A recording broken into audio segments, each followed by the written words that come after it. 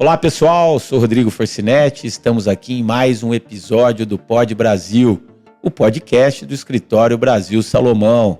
Nesse episódio estamos recebendo o professor Davi Maia, amigo, onde eu tenho o prazer de travar várias batalhas em conjunto, né? Também curti, por outro lado, várias vitórias, atendendo os mesmos clientes, já atuamos em prol de várias Unimedes, várias singulares do sistema Unimed, então é um prazer poder recebê-lo. Também temos aqui meu querido amigo Evandro Grilli, sócio, diretor executivo aqui do escritório, também companheiro de bancada, né? Já estamos indo para esse, já é o episódio mais de 40 já, né, Evandro? Chegaremos a 40 até o final de 2024. Até o final de 2024, então prazer estar contigo mais uma vez. É meu.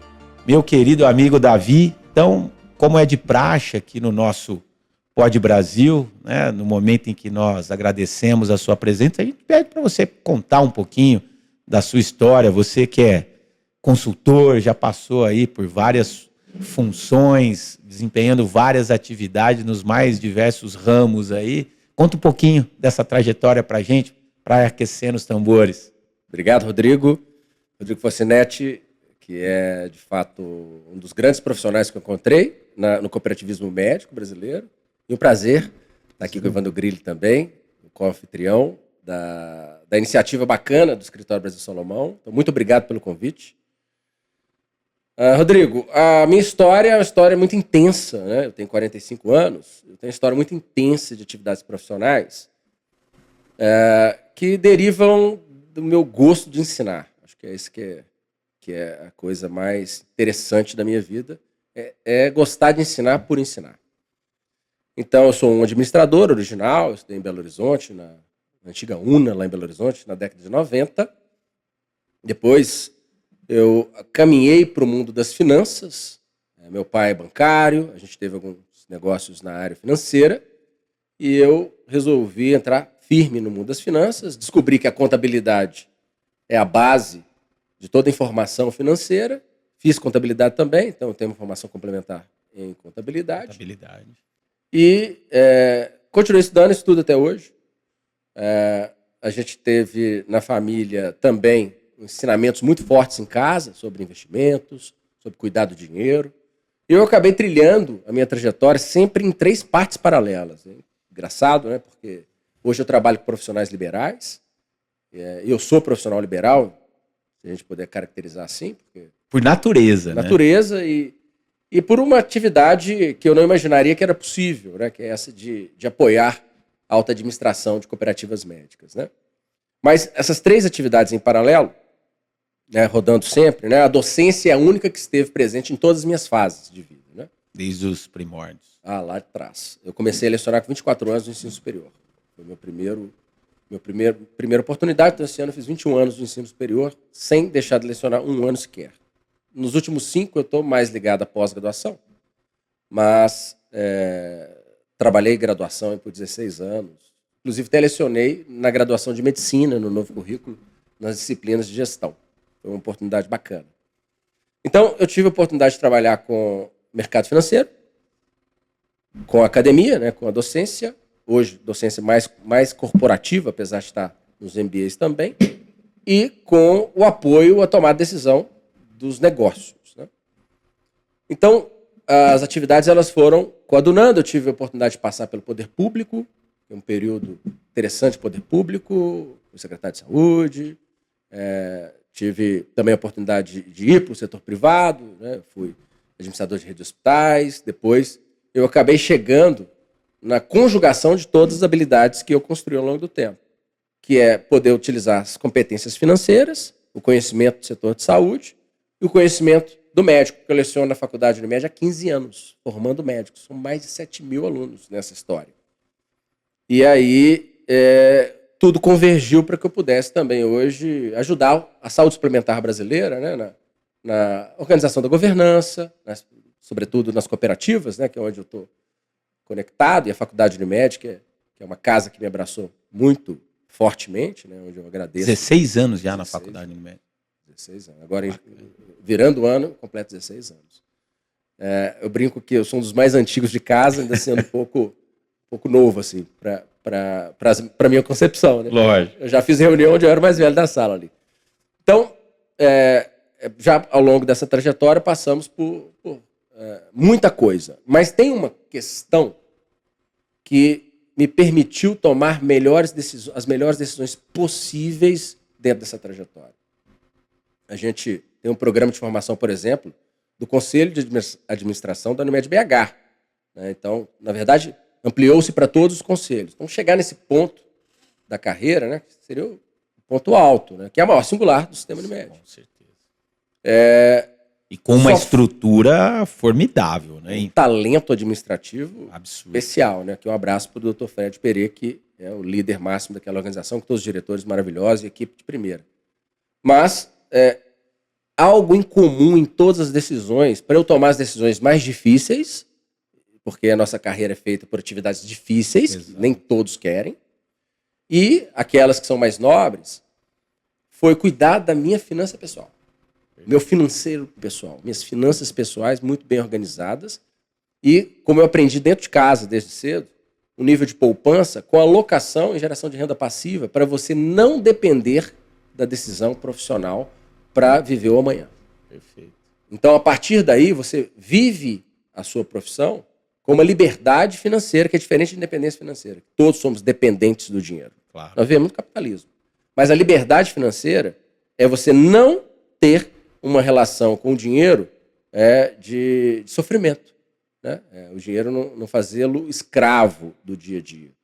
E isso é um dos eixos profissionais que eu acabei catalisando desde 2017, que é através de uma atividade muito pouco conhecida no Brasil, que é o Personal Finance, que são os cuidados das finanças pessoais dos profissionais liberais.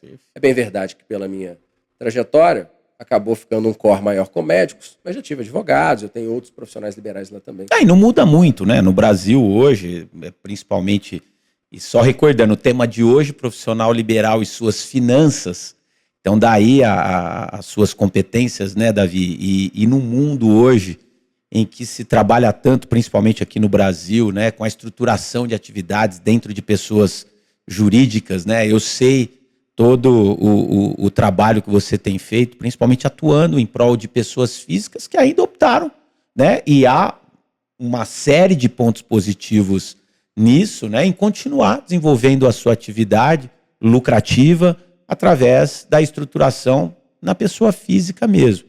Mas eu vou deixar para o Evandro fazer a primeira pergunta aí, depois de você contar a sua trajetória, e depois eu quero saber um pouquinho mais das influências do seu pai. Opa!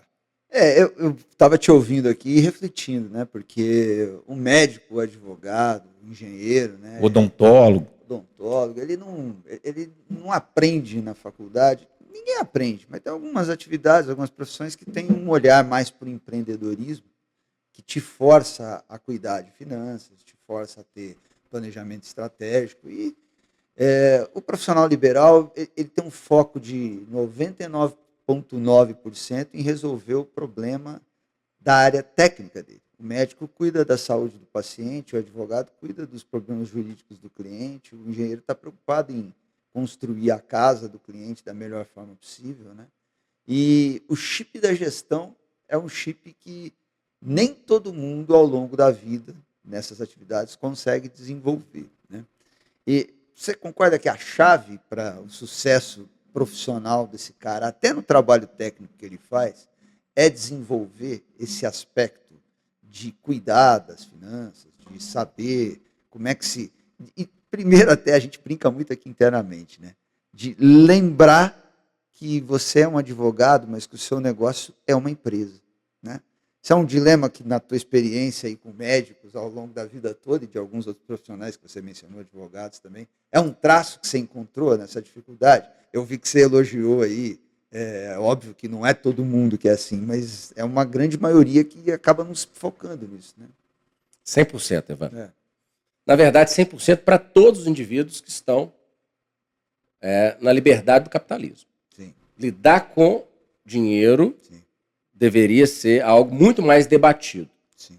E hoje, nós temos nas redes sociais um abismo entre dois pontos. Existe a discussão financeira no Brasil, ela foi para um lado super técnico e especializado, de orientação, já de alocação de investimentos, sofisticação dos investimentos. Tem um mercado muito grande de investimentos. Só que o cara, para investir, ele precisa gerar superávit. Sim. E eu já vi gente investindo com dívida pesada. Então, não tem uma escada. Já teve, mas a gente não tem mais uma escada para que quem está no turbilhão saia do turbilhão e comemore a possibilidade de começar a investir. E aí, a partir desse momento, ele vai demorar mais de uma década para alcançar liberdade financeira. Então, é 100%, é o que você falou, e para o profissional liberal, tem um grau de criticidade maior. Porque ele, ao ser profissional liberal, como o próprio nome já diz, liberal, livre, ele é um profissional livre de quem? De tutela. Ele abriu mão da tutela. A tutela estatal, a tutela patronal, a tutela empresarial. Ele é uma pessoa que se faz por si mesmo. E a partir daí, pela geração de caixa dele, ele é basicamente um negócio. E ele nunca estudou nada em relação aos negócios. Então, a organização financeira pessoal permite o indivíduo a tomar as melhores decisões. Isso quer dizer que aquele plantão ruim, um paciente que ele deve dizer ele não tem obrigação de assumir. Exato. Ele pode falar não. E o que é mais bonito é que quando a gente fala alguns bons nãos, aquela agenda que ficou livre vai ser ocupada ali a pouco por algo nobre. Porque você começa a selecionar a qualidade do portfólio das atividades que você tem. É claro que tudo tem a ver com o fato de você estar mais no início da carreira ou um pouco mais experiente na carreira, é claro. Mas para todos, né, para o iniciante, um plantão de domingo é o melhor momento possível. Ele quer aprender, ele quer precisa ganhar dinheiro, precisa faturar. Mas para quem já está um pouco mais à frente na carreira, não. Então todos os dois têm a oportunidade de ter coisas boas ou ruins nas suas perspectivas. Agora, o que me corta o coração são profissionais liberais, 60, 70 anos, com uma vida toda... Não alcançaram sua independência financeira. Uma vida pregressa, muito bacana, e ele dependendo do plantão do domingo para pagar as contas de casa. E é na hora que você puxa a ficha dele, na verdade ele está no negativo, porque ele tem endividamentos empilhados e que não permitem nem dormir direito. Então, para o profissional liberal, é fundamental discutir um pouquinho das competências de como se lidar com o dinheiro. Não tem o que fazer. Davi, dentro desse viés que você acabou de tocar, quais, na sua opinião, seriam os principais desafios financeiros que o profissional liberal enfrenta? O profissional liberal ele precisa casar o comportamento pessoal dele com o negócio. Porque quando se é profissional liberal, você traz o negócio para a sua vida. Então você vai para um evento social, você não vai como uma pessoa física, você vai como o advogado tal, como o médico tal, o engenheiro tal. Então, se a sua vida pessoal estiver bagunçada, isso acaba contaminando a sua vida profissional. Então, primeiro, dentro de casa. Eu acho que o primeiro ponto é dentro de casa estar organizado. A maioria das pessoas... Por isso que o nome é profissional, profissão, e não amador liberal. Você tem que profissionalizar, né? E para profissionalizar você precisa cuidar não só da operação. Exato. Você precisa cuidar também do office ali, né? Da gestão. E se ele não consegue se organizar em casa, no trabalho então é que não vai. Basicamente, começar sabendo quanto que ele gasta por mês. Parece loucura, mas não, é uma pergunta óbvia, mas muitos têm dificuldade de responder. Por que quanto ele gasta por mês é a primeira pergunta a ser respondida? Porque normalmente o médico, pelo menos, né, o advogado eu conheço um pouco menos, mas o médico ele faz a conta inversa. Eu gasto tanto, portanto eu tenho que ganhar tanto. E não eu ganho tanto, portanto eu posso gastar tanto. E ele esquece de pagar sempre um agente muito importante na vida dele, que é ele mesmo. Ele não combina com ele. Não tem prolabore. Não tem prolabore. Ele paga primeiro o carro, o IPVA, a casa, o condomínio, o clube, a viagem, as roupas mais caras, sofisticadas, a tecnologia, etc. e tal, e esquece de pagá-lo. É uma conversa do profissional de 30, 35 anos com um profissional de 60 anos. Vai olhar para trás e vai agradecer ele no ontem de ter cuidado bem do recurso dele. E aí ele tem que tirar um pedaço dessa renda para poder fazer renda passiva, porque tem que lembrar, não vai aposentar. Não vai mesmo. Não vai aposentar. Até outros, né? Você tem um funcionário público, você tem um profissional de uma empresa corporativa que tem planos de previdência, vão aposentar, a inflação vai correr, mas vai ter alguma renda. O profissional liberal não. Ele tem que fazer por ele mesmo. E deixar para pensar isso depois é muito perigoso, porque a principal variável da poupança é o T de tempo. Você pegar a fórmula de juros compostos, né? Capital vezes a taxa elevada ao tempo. E ninguém vai viver de previdência social, né, Davi? Ninguém vai viver de previdência social, esquece. Né? Porque a própria corrosão do valor do dinheiro acontece ao longo do tempo. Então, começar mais cedo possível, por isso que a gente tem um trabalho muito forte lá no escritório para conversar com a geração Z. Né? Eu sou um estudioso da perspectiva do trabalho médico no Brasil, e a geração Z é a geração que está formando agora. E ela vai ser a maioria dos médicos, não sei se vocês sabem, até 2035, nós vamos dobrar o número de médicos que nós temos hoje. Basicamente, é 1.035.000 em 2035, 1.035 médicos, e hoje nós temos 580 mil. Esses 500 mil médicos que vão chegar, a gente consegue ainda pegá-los no início da carreira. Né? Então, essa é uma missão que a gente colocou para a gente, que é discutir muito fortemente as finanças pessoais de profissionais liberais, para que a gente possa alcançar, de fato, um público que vai precisar desse racional. Né? E como é que esse profissional liberal ele identifica que ele está no meio de um problema, de uma crise financeira? Quais são os sinais para quem está nos ouvindo? Evandro, você sabe que eu respondi uma caixinha de perguntas esses dias? E veio exatamente essa pergunta. E a resposta minha foi a seguinte: se você está me perguntando, porque tem problema. Porque quem está com pujança econômica, não tem dúvida de que não tem pujança econômica. Né? Você tem uma boa poupança, geração de renda passiva. Né? A gente nem está discutindo classes. Olha o abismo. Era para a gente estar discutindo aqui alocação inteligente de capital para geração de renda passiva para quem precisa de caixa. Né? Porque você precisa de caixa para pagar as contas do mês. Não adianta. E nós estamos discutindo organização financeira básica. Né? Metade, eu tenho mais de uma centena de clientes, metade nunca teve um livro caixa. Metade. O contador faz só para cumprir as obrigações fiscais. Faz imposto de renda lá, finalzinho ali, em março, abril, papelada, e não tem livro caixa no imposto de renda.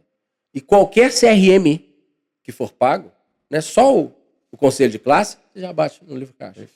Então, são alíquotas tributárias muito pesadas, desnecessariamente, e uma desorganização financeira muito grande. Então, normalmente, o médico, o advogado, o engenheiro, quando ele forma, o banco abre linha de crédito para ele de todos os tipos possíveis. Para comprar casa, carro, para financiar consumo. E ele tende a tomar esse financiamento, ele já começa a pedalar desde ali. Portanto, desenvolver o raciocínio temporal, né, de que a disciplina, todos os dias, todos os meses, ele tirar e fazer um investimento pensando que é uma profissão que ele não pode adoecer, é uma profissão que o negócio que ele está envolvido não pode ter problema. Se ele está num hospital que tem um problema financeiro, ele perde o trabalho. Ele tem que entender que o mercado... Veja a importância da contratação de um seguro nessa situação, se ele ficar sem operar por um determinado tempo. Só que o seguro é temporário. Isso. E se ele precisar ficar sem operar para sempre? Então, e lembrar que muitos fazem um conceito de que o mercado é infinito. Né? Para o profissional médico em geral, ele veio de uma memória onde ele era muito escasso. Só que com 1.035.000. Isso que eu ia dizer. Chegando em 10 anos. 10 anos. Não, e eu digo sempre assim, não é nenhum problema a gente ter 1 milhão de médicos. De jeito nenhum. Sim. Como já temos 1 milhão de advogados. E eu que sou administrador, tenho a profissão com o maior número de formados. Todo mundo tem que formar, e quanto melhor for a linguagem técnica... Tem campo. Tem campo. Só qual é o problema? O tempo. A concentração a capacidade de absorção do mercado para esses postos de trabalho, ela não é ilimitada. Ela precisa de tempo, né, para acomodar. Então, vai ter um período, que daqui 5, 7 anos, que vai ter talvez a demanda seja maior do que a procura. Isso. Então, a gente vai passar por um vale para depois acomodar de novo em patamares semelhantes aos anteriores.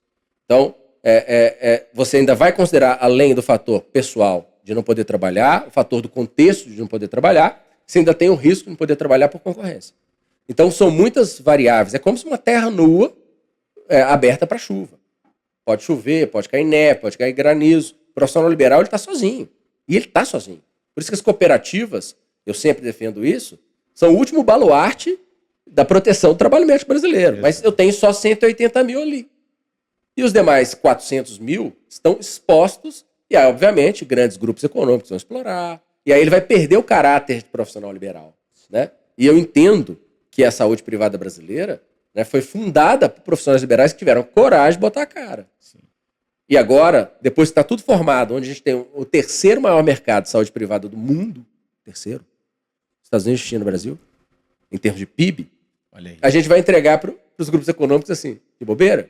Não, eu prefiro acreditar que é possível organizar as cooperativas, mas também que é possível organizar os próprios médicos para que eles não fiquem dependentes de se relacionar com a indústria farmacêutica, de se relacionar com a indústria de materiais, de ter que não concentrar na atuação médica de excelência por causa de uma dívida, de uma insegurança, de não ter perspectiva, família chegando, padrão de vida que a sociedade impõe, que é outro fator, Evandro. A sociedade impõe para determinados profissionais um padrão de vida, vocês advogados, sim, os médicos, um padrão de vida, tem que ter o melhor relógio, tem que ter o melhor terno, pro carro, o médico tem que olhar no condomínio. E se você não se apresenta assim, você é olhado pelo mercado de uma forma pejorativa e pouco convidativa. Eu posso contar uma história do Sandeirinho? Ser estigmatizado. Do Sandeirinho? Claro. Eu vim para o exterior de São Paulo em 2017, né? E aí, o meu querido pai sempre ensinou pra gente a tomar decisões pragmáticas em relação ao capital. Apesar de eu ter um bom carro em casa, quando eu fui escolher o carro que eu ia transitar pelo interior de São Paulo, eu fiz uma escolha tal qual uma empresa faria na frota.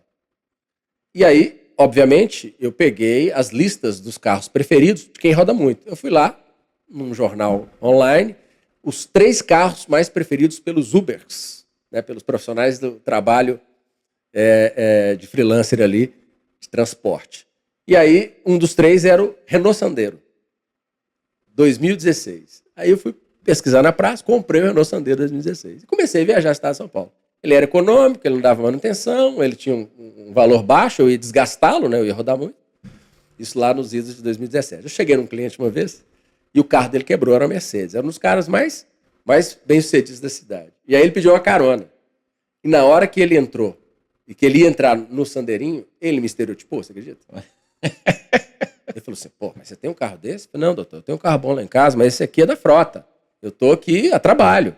Eu preciso pensar assim, porque o meu quilômetro rodado aqui, ele tem que dar conta da receita, tem que estar encaixado. Eu não posso vir com a BMW para rodar 100 mil quilômetros em 2 anos. Eu não posso.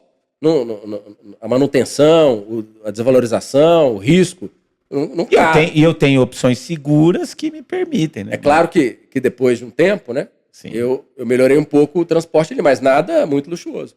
Então, você precisa tomar as decisões vestindo a fantasia do que você está tomando. É uma questão pessoal sua, o racional pode ser emocional. Mas dali para fora, ou seja, quando você for profissional, o racional tem que ser profissional. Então não dá para você construir uma clínica com base no seu gosto pessoal de casa. Aí você vai colocar um lustre muito caro, você vai colocar arquiteta que desenha casas para fazer uma questão que é funcional. E aquilo que eu sempre digo, pode ser bonito tanto que for, mas tem que funcionar primeiro. Então tem clínicas muito bonitas que não funcionam, ou que estão bonitas e funcionam, mas ficam caras demais. Depois você vai ter que pagar essa fatura. Se a gente for entrar no assunto hospital, sabemos de vários que foram construídos de uma forma suntuosa em localidades que pode demorar anos aí para você conseguir atingir o movimento, né? A gente assiste isso todos os dias, né? Com certeza. E o processo decisório, ele é o mesmo.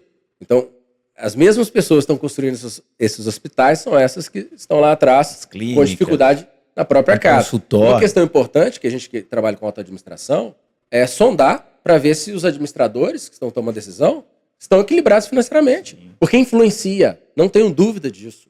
Influencia. Se você tem uma dívida para pagar pendente, isso influencia na sua tomada de decisão. Sim. Então, assim, é um debate muito pequeno, porque a gente está falando de investimento. Sim. O Brasil inteiro fala de investimento.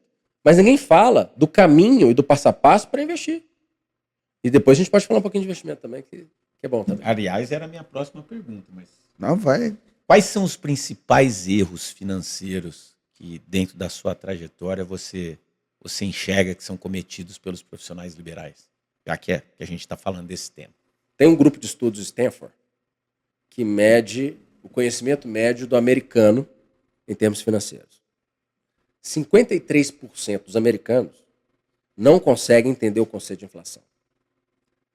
Eu não vi essa métrica no Brasil. Então Mas deve ser um pouco mais que 53%. Então, A gente viveu mais na pele, né? A primeira, acho que... Mas a nova geração talvez não, né?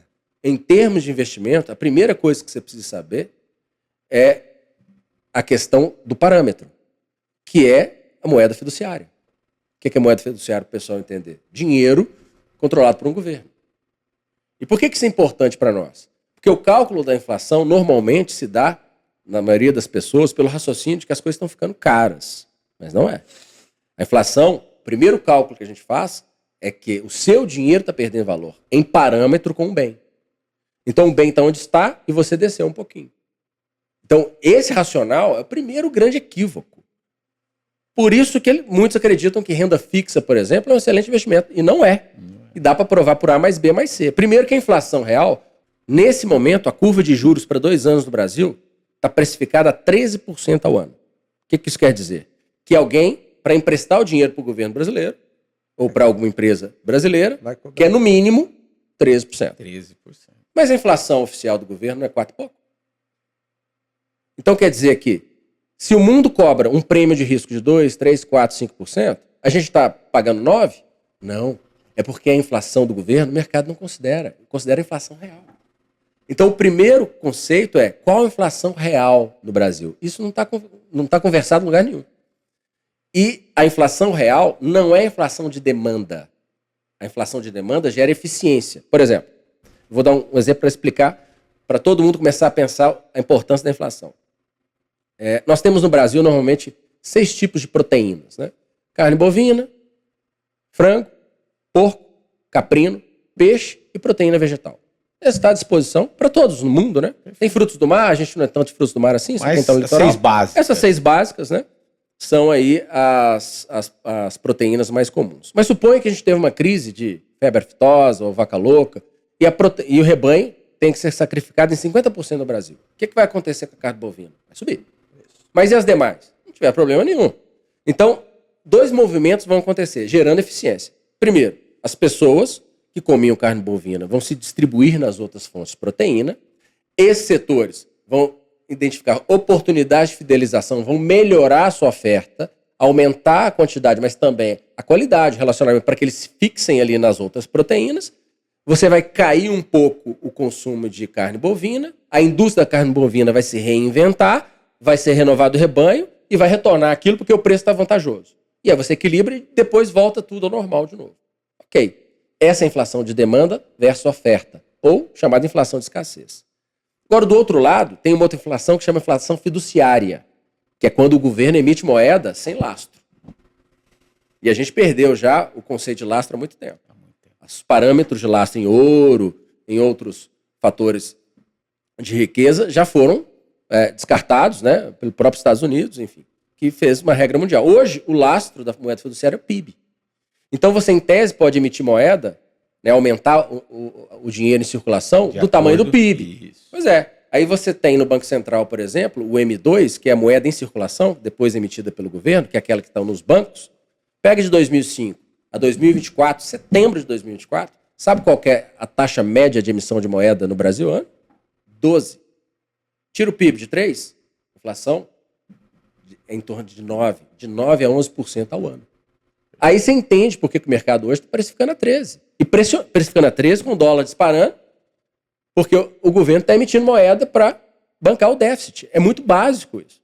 Então, o primeiro conceito é entender que inflação e você precisa proteger o principal para depois ter retorno. O que é proteger o principal? O seu principal tem que estar equacionado em bens que estão valorizando nessa banda. Que elas vão estar na banda. Se você está com o seu principal moeda, pega uma renda fixa, compra um título do governo, você tem R$100 e vai ganhar 13% ao ano. Os seus R$100 não se valorizam. Os 13% tem que dar conta da inflação e mais o prêmio. Não dá. Se você tem, no mínimo, pelo menos, fundo imobiliário de tijolo, né, que é o fundo imobiliário dos imóveis, ou imóveis reais, sim, o seu imóvel, ele em tese vai se valorizar, na verdade, em relação à moeda que está desvalorizando, ele fica mais caro. Então, as pessoas para comprar um imóvel precisam de mais moedas. E do outro lado, você ainda tem a rentabilização daquele imóvel, que pode ser aluguel, arrendamento, ou mesmo participação em negócio no caso de shoppings. Então, no mínimo, você precisa ir para ativos que geram proteção de inflação. Agora, se você conseguir ir para ativos que geram proteção da inflação e resolvem alguma necessidade da sociedade, né, que são normalmente as empresas, aí você tem uma proteção de longo prazo. Por isso que você gosta de investir em ações, né? Eu conheço o Davi e sei que... Investimento em ações. Não é que eu gosto, né? Não, eu não vejo alternativa. Não, eu tenho um pouco de fundo. Quando eu falo seu gosto, decorre de uma análise lógica e racional. Eu recomendo sempre. Né? Eu não posso recomendar, que eu não sou analista CNPI, mas eu conto a minha história, né? Os clientes que estão conosco têm também o direito de entender o comportamento da minha carteira, porque eu conheço o imposto de renda deles, eu conheço as finanças deles, então a gente faz uma reunião privada e a gente faz uma troca. Mas na minha vida... Não, e assim, seria complicado você dar conselhos de finanças se você não consegue administrar a sua, né? Se eu não consigo mostrar, né? Porque esse é o ponto. Entre nós, né? Na hora que você tem um agente te indicando alguma coisa para poder comprar, primeira pergunta que você tem que fazer você compra e mostra. Deixa eu ver sua carteira. Exatamente, né? Uma série série de investidores aí morreram com papéis que muitas vezes o cara que te indicou nunca comprou para ele, né? E aprender a selecionar, né? Que é outro ponto também. Né? Então, como que você seleciona isso? Né? Eu sou discípulo de Assaf Neto, gosto muito de Graham, gosto muito de grandes investidores, normalmente têm cabelos brancos, né? Que é a geração de caixa. Na minha opinião, um projeto de investimento só se realiza quando ele gera caixa. Essa é uma frase de Assaf Neto, que é um dos maiores autores das finanças corporativas do Brasil. Então, essa geração de caixa não se dá com o próprio bem, se dá com geração de dividendos ou de outro tipo de remuneração. Porque se você investe em alguma coisa que para você ganhar você tem que vender essa coisa, em que momento que você vai gerar caixa? Quando você abrir mão do investimento? Pega uma ação, ou um Bitcoin, por exemplo, que eu tenho estudado muito Bitcoin para entender, a lógica. Não tenho interesse em ter. Também não. Mas para você colher o resultado do Bitcoin, você tem que vender ele. Aí você vai abrir, se o ativo é tão bom, você vai ter que abrir mão desse ativo. Então eu prefiro empresas que lucram muito, parte vai para o sócio, dão a remuneração. A outra parte ela reinveste no negócio porque ela acredita nele, e o negócio continua pujante, no mínimo se mantém ou cresce, dependendo da sua lógica, e você sempre tem um caixa ou para pagar as suas contas ou para reinvestir, que seria o ideal, você conseguir pagar as contas com as suas finanças pessoais, e esse ciclo positivo, que o pessoal chama de bola de neve, né? Ele fique por si só e com algum investimento também de aporte, né, criando ali condições para você ter lá na frente renda passiva, ou seja, outros gestores trabalhando para você e você como sócio usufruindo também daquele resultado. É só pegar os principais agentes da Forbes lá, que estão nas 50 maiores posições, quantos são donos de empresas, quantos são investidores de renda fixa. Fui anotando aqui. Seja americana, seja brasileira. Fui anotando aqui. Então, como nós falamos de erros, eu fui anotando aqui. O primeiro é a questão da profissionalização, né, que você mencionou lá atrás. O segundo, vários equívocos cometidos com o livro caixa. Então, é outro ponto de atenção. O terceiro, então, que a gente poderia anotar, seria esse cuidado com as finanças pessoais, principalmente um olhar atento para a inflação. Teria mais algum que você gostaria de destacar aqui na sua vivência? Com certeza. Padrão de vida.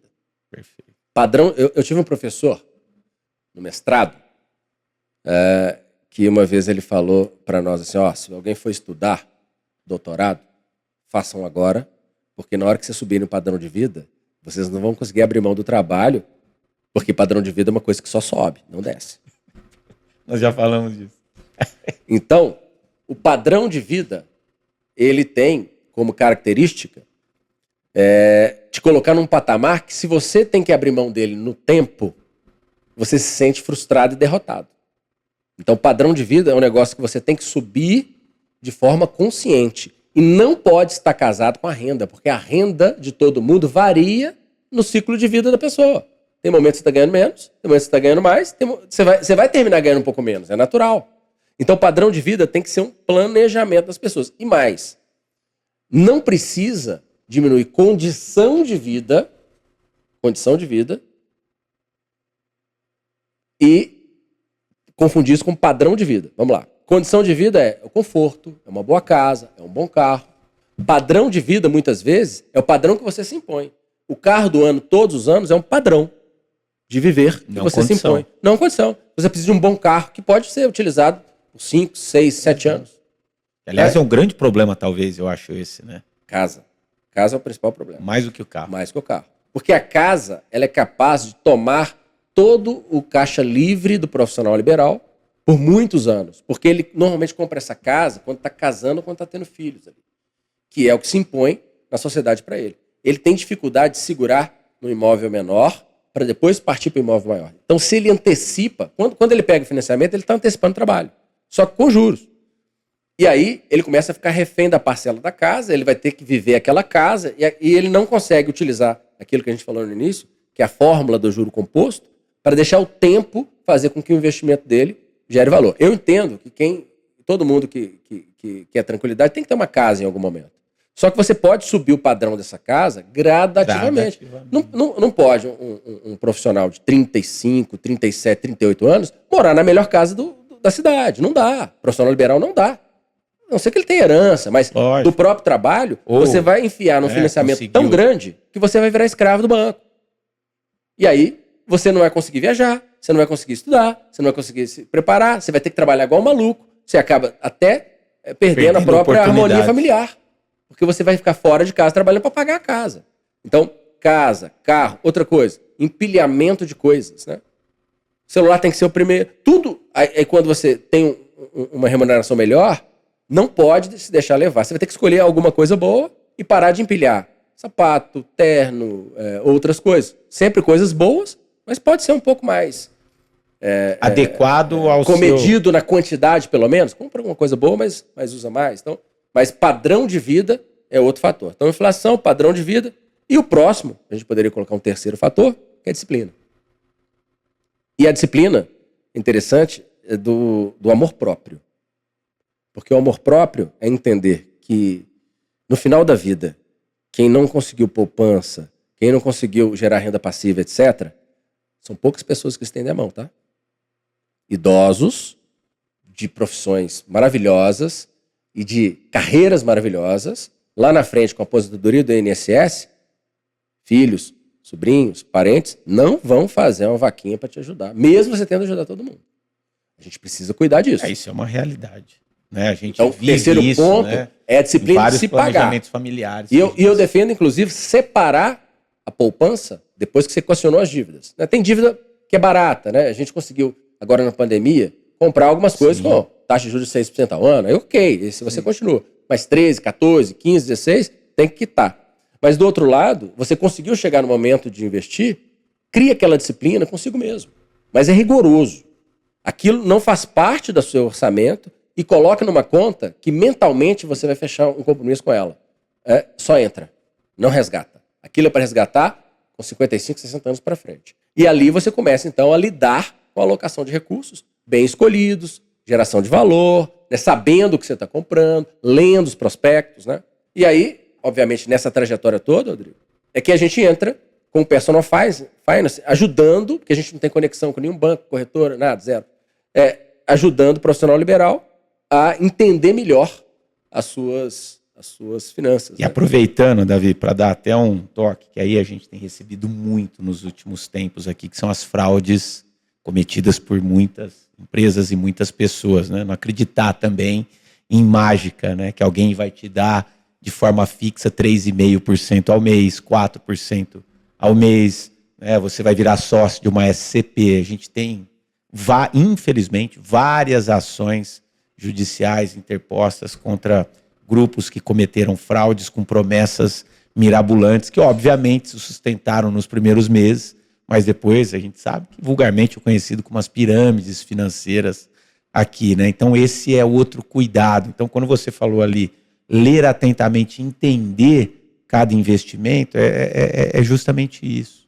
Os investidores mais bem-sucedidos da história, pelo menos na história contemporânea do mundo, Warren Buffett, Peter Lynch, outros grandes investidores. No Brasil, né, você tem Lírio Parisotto, Luiz Alves Paz Barros, Luiz Barsi, etc. Tem ali rentabilidades entre 16% e 22% ao ano. E aí o indivíduo vai acreditar e nós que estamos vai falando, ter 50% ao nós ano. estamos falando dos melhores. Melhores. Né? Dos melhores. Os caras são Então, case o indivíduo vai internacional. realmente acreditar que ele vai deixando dinheiro para alguém que ele não conhece direito, que nem viu as credenciais dele, com 4% ao mês, que é quase 100% ao ano. Eu tenho para mim que isso é um mix de desconhecimento, em primeiro lugar, ignorância financeira pura mesmo e ganância, né? Sim. Acho que nada passa, é pueril até. Eu encontrei, a gente acaba atendendo muita gente nessas situações e você fala, caramba, mas como que o cara entrou no negócio desse? E gente esclarecida, Gente esclarecida. Profissionais liberais, muito. Mas você está fazendo um mix, a gente já está com o nosso tempo aqui gritando já, né? Você está fazendo um mix aí que leva para a última reflexão aqui que a gente tem no nosso script aqui, né? Que são os padrões necessários para equilibrar a qualidade de vida, a situação financeira e o conforto no futuro. De uma certa forma, você falou isso no nosso papo inteiro, assim, mas se você pudesse pegar um top 3, um top 4 de coisas assim, para que as pessoas possam refletir sobre isso, porque esse é o ponto, esse ponto que você colocou é muito importante. Muito. Né? Você passa a vida inteira num alto padrão que você se impõe, de repente você perde a capacidade de gerar receita, porque uma hora ou você tem uma doença, ou você foi superado pelas novas tecnologias, você caiu do mercado, você ficou velho, você vai ser trocado. Isso é como funciona. Né? E você se vê sem rendas, sem poupança, sem reserva, com um declínio absurdo do padrão de vida, numa época em que a vida vai te cobrar recursos para ter saúde. Né? Então, se a gente pudesse pegar aí os top 5, ou sei lá, quantos você acha que são importantes, trazer para reflexão no momento da vida de quem está aí com 40 anos, que precisa, já era para ter começado, né? Mas tem muita gente que não começou. Não, sempre dá para começar. Né? Eu colocaria mais um atributo na sua fala, Evandro, que é a frustração. Sim. Porque você teve que dar um duro danado para passar no vestibular, para se formar, para construir uma carteira de clientes, para poder ser bem sucedido no final. Você olha e você está no negativo. Não é no negativo na conta, é no negativo no patrimônio. Eu tenho mais dívida do que patrimônio. E isso, só para você ter uma ideia, menos de 10% dos nossos clientes batem 5 anos consecutivos de evolução patrimonial. Poxa, olha o que é isso. Todo mundo quer, todo mundo tenta, mas ninguém tem a paciência certa para esperar. Então vamos organizar o raciocínio. Eu acho que o top 1 é amor próprio. Você precisa gostar de você para você cuidar dos outros, né?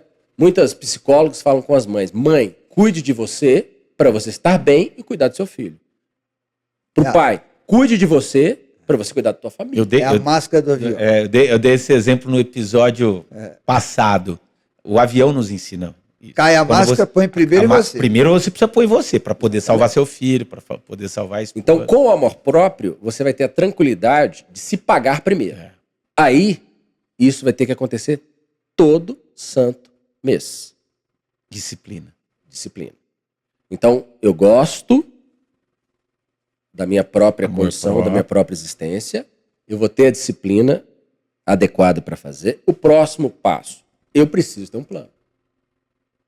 Então, tendo a disciplina, o comportamento certo, querendo fazer, né, que vai se tornar, o amor próprio vai se tornar em motivação.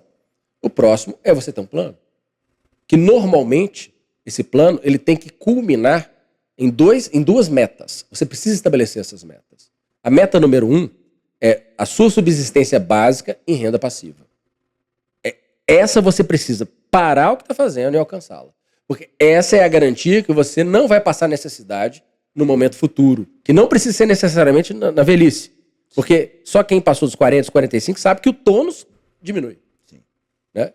A inteligência está boa, mas o tônus fica mais... O ombro já começa a doer, o joelho começa a doer, você não recupera tão rápido assim de uma semana de trabalho. Já não dorme tanto que dormia. Não dorme tanto que dormia, por causa de preocupação. Então, o plano é, primeiro, a sua subsistência. Casa, moradia, transporte, alimentação, vestuário básico. Esse é o primeiro ponto. Mas essa não é só a meta definitiva, essa é o primeiro patamar, é a meta 1. A meta 2 é, no mínimo, dobrar isso para você ter vida generosa. Tu não foi um profissional bem-sucedido? Poxa, tu quer ter um conforto. trabalhar 4 dias na semana, poder sair uma quinta-feira à tarde para o sítio, ir para a praia. Isso só vai acontecer se você tiver garantia que haverá um conforto. Mas é uma jornada. Então, esse plano, para alcançar essas metas, ele tem a ver com organizar as finanças, pagar menos tributos, muito que a gente falou, organizar o livro caixa, verificar o custo, tem 3 secretárias, não precisa, tem que ter 2, tem 3 assistentes, não precisa, o escritório tem 7 advogados, pode ter só 5 com as mesmas causas, tem 2 que não estão produzindo, precisa ir lá conversar, né, tomar decisões ao longo do caminho. Então, organizar o dia a dia, basicamente, cuidar do livro caixa, da sua tributação, dos seus funcionários, organizar também a sua questão profissional. Muita gente deixa de ter as suas licenças, licenças sanitárias para trabalhar. Chega lá, o consultório está sem alvará. Então tem uma organização básica para fazer. Se atualizar. Muita conta, né? Tem que estar disposto a fazer conta. E aquele amor próprio vai te dar coragem para enfrentar a realidade, porque esse é outro ponto. Quem é descontrolado no dinheiro tende a dobrar a aposta. É que nem o adicto lá em álcool, droga, etc. Ele está gastando muito, o cartão está alto, e aí ele olha para aquilo e vê um desafio tão grande que ele gasta mais. É engraçado esse comportamento, a gente tem acompanhado. Ele gasta mais, ele compra mais, ele cria ali no comportamento de gasto de fuga. Aí, aquele momento que ele poderia receber amigos em casa, ele chama o melhor restaurante da cidade e começa a ter um comportamento ainda mais hostil em relação às finanças que ele tem. E aí, na hora que ele alcança um status social, ele não consegue abandonar aquele status social nunca mais. Então, o outro ponto é também ter a percepção de que ele pode ser alguém que precisa de ajuda, né? Que não está condicionado de forma adequada. Né?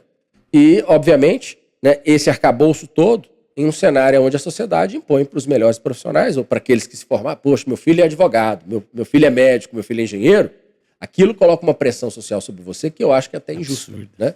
Então, pensar sobre tudo isso eu acho que é fundamental e para começar, já. Né? E é por isso que a gente tem discutido isso. Existe um gap entre o que você deve fazer com seus investimentos, que já é um terreno minado, e aqui o básico que está escondido, que você está com um consultório bonito, com um carro bonito, mas lá à noite, no travesseiro, não está legal não. Tem muito barulho na cabeça. Meu caro Davi, é isso aí. Muito obrigado pela sua presença aqui no nosso querido Pod Brasil. Prazer estar contigo aí em vários projetos, onde temos aí oportunidades de trabalhar, aprender e suprir obstáculos, né? Que obstáculos estão à nossa frente a todo momento, né? E que estejam sempre, também porque vivemos disso também, né? Então, foi uma honra ter aqui você na nossa bancada, trazendo todo o teu conhecimento e a tua experiência com um segmento que é pujante e que demanda de uma série de cuidados. Eu vou deixar depois da sua fala para o Evandro fazer o encerramento. Rodrigo e Evandro, eu que agradeço a oportunidade, o escritório que vocês conduzem e muito bem, é um dos mais relevantes em várias áreas, né? Eu os conheço do cooperativismo médico, mas eu sei que vocês atuam em muitas outras áreas, né? É um dos mais relevantes do estado de São Paulo, por que não? E ser convidado para bater um papo com vocês é um privilégio. Quem quiser me seguir nas redes sociais, nós temos ali um Instagram profissional, que é o David Maia, _oficial. Então sigam lá, a gente sempre está postando esses insights, essas discussões.